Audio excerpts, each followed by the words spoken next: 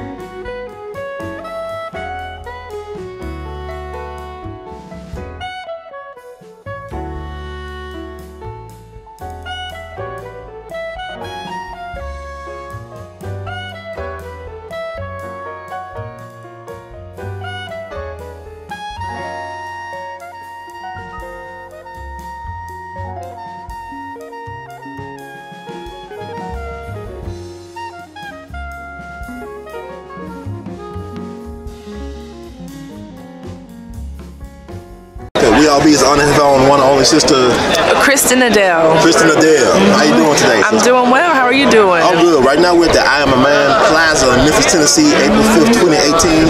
You got a play that you promote, right? Yes, absolutely. So the musical is called Union, and it's about the sanitation worker strike and their fight for justice here in Memphis, Tennessee, 50 years ago, that led to King coming here and unfortunately led to his assassination.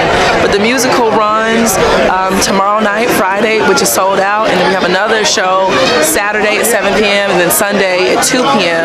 The Sunday show, before it, we'll actually have a meeting that's free for folks to come and learn how to do community organizing, and then after that it'll be followed by a community conversation about the show and how we can actually continue to make change in this community. The tickets are available at www.claibornereborn.org. We hope to see you there. It'll take place in Claiborne Temple. Yeah, right here in Claiborne Temple. It stars Sho Baraka, award-winning hip-hop artist. He wrote a bunch of the music. Justin Merrick, who's based here in Memphis, beautiful singer-songwriter, among other things, wrote some songs as well. It was commissioned by Claiborne Temple. It's being produced by Nasa Troutman and also being written by Greg Thompson. So come out. How did you get involved in this whole thing? So Sho Baraka and I actually went to undergrad together at the University of North Texas, and he was brought onto the project, and he suggested that I come in because of my extensive theater background. Excellent. So what are your thoughts about, this is your first time being in Memphis? It is. What are your thoughts about Memphis, especially a few years later, I guess? Wow.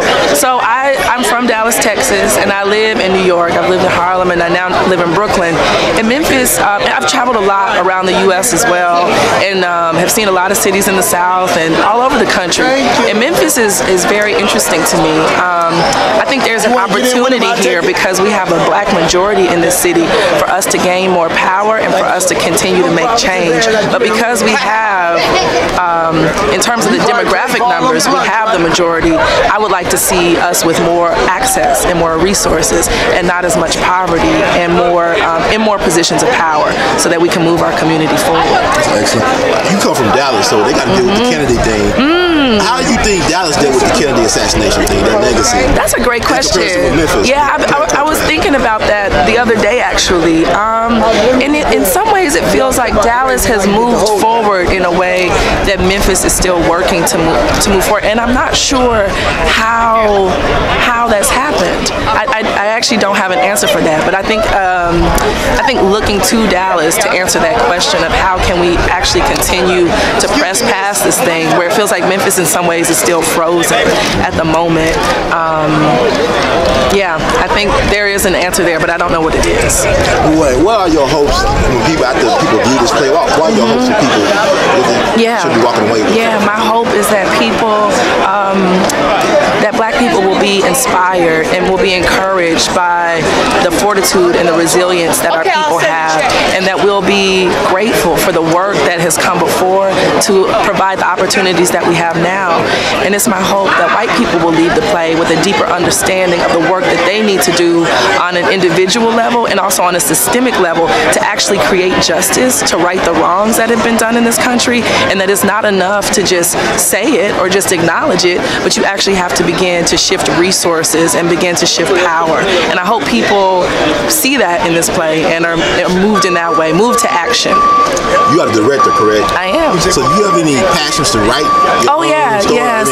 So I'm also a writer. I've been working on a play about Ferguson for the past 3 years, an interview-based play about the killing of Mike Brown by Officer Darren Wilson. So I've been traveling back and forth to St. Louis for the past 3 years. I'm co-writing that with Michael Thomas Walker, a classmate of mine from Rutgers.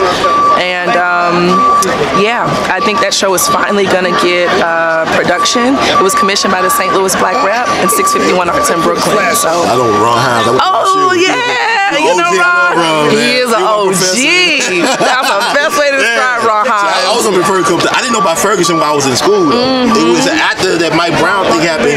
You know what's weird? It's not weird, but you look at all these incidents like happened in Memphis with Dorian Harris. Are you familiar with what happened last week? Yeah. All these black male deaths around convenience stores like Emmett Till, Brian stores, not that far away from Memphis. Trayvon Martin, Jordan Davis. Right, that's very interesting. Convenience stores, is it convenient deaths or like, you know, going to Ferguson even, like these places always be real small. You think it's gonna be like a big place like New York or something like that. It's always some place like Money, Mississippi or Ferguson, Missouri. Yeah. But you think it's a golden age with the Black Panther stuff and, you know, all this, is this a golden age? Is this a renaissance for black filmmaking right now? Oh, absolutely. I think or storytelling, really. Yeah, I think absolutely it's a golden age for black storytelling, and I'm really excited by stories that are looking to the future, like Black Panther, and are set around Afrofuturistic modalities and themes, because I don't think we're going to be able to get free until we can imagine what freedom looks like, and something like Black Panther actually expands the imagination and gives us a bigger view of what's possible, because when you're oppressed, it's hard to, I mean, we're in survival mode so much that it's hard to imagine beyond, I have these bills to pay, I have these kids to feed, beyond these immediate circumstances. So yeah, I'm so inspired by Black Panther. I've seen it 3 times. I want to go back and see it a 4th, 5th, 6th, because it feeds me something new every time I see it. I don't want to hold you up, but who was your favorite character or characters in Black Panther? I'm just curious. Well, I was thinking about who I wanted to be for Halloween, and I'm torn between Shuri and Okoye. So I love the technology and the way Shuri's use of science, but I also love the warrior energy of Okoye. So yeah. Like, do you have any like favorite artists you draw inspiration from, or like what kind of artists? You know, maybe like, you know, it could be we in the Music City, Boston Music, it could be acting, whoever. Paul Robeson birthday's coming up April. Oh, let me think about that. April 2nd, and my April was yesterday. That's right. Yeah, that's right. An artist that I draw inspiration from, the first person, because of where we are in the theater world, is Katori Hall, who wrote The Mountaintop, and her love for her city, her love for her people shines through in everything she writes. She has this play called Hurt Village that's about Memphis, and it's a love story to like black folks who are often overlooked, poor black people trying to figure out how to make it through their love for one another, their love for their community against all kinds of circumstances. So Katori inspires me. So I know you were familiar. I just know, first I know you were beautiful. Well, first I had to talk to you some type of way. Thank you. But like, you know, you have actually appeared on screen big and small, right? Yes. So can you tell like, you know, I guess a little bit of about the things that I've done?